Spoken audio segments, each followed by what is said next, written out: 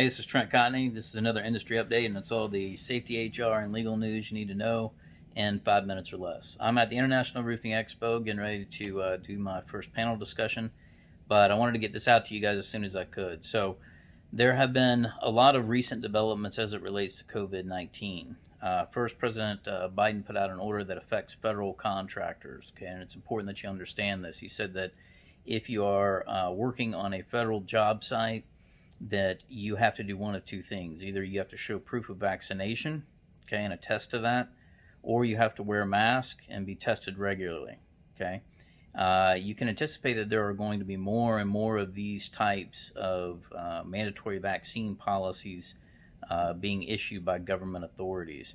What's interesting here is that it doesn't really go into the two whether or not it doesn't differentiate between whether or not you are an on-site contractor or an off-site contractor. Meaning, if you are producing materials or something like that, are you required to comply? So, still probably some more additional guidance that will come out on that, but very interesting. I'm going to be doing an article here shortly. We'll try to get it out by the end of the week. Second thing I want to mention to you is along those same lines. Be very careful and do not fake your vaccination card, okay? We've had a couple of calls related to contractors getting into trouble, especially on federal job sites, for producing false vaccination cards. It is a federal crime to do that. Do not do that. It was interesting, the Federal Trade Commission came out either yesterday or early this morning and said the vaccination cards were never meant to really be used for these mandatory vaccine protocols. They're just not the kind of documentation that you would normally see. So you can expect to see something similar to what other countries have done, where you have a vaccine passport that may be used by contractors on certain projects. Last thing I want to mention to you, obviously the materials issue is ongoing. I'm about to talk about it here shortly at IRE. And one of the things I get asked a lot is, Trent, where do I stand with the manufacturers, right?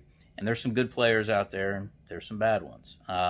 What my advice is you really need to take a look at the applicator agreement or your credit agreement, whatever agreement governs your relationship with that manufacturer. And it depends on whether they are a direct ship or they're going through distribution.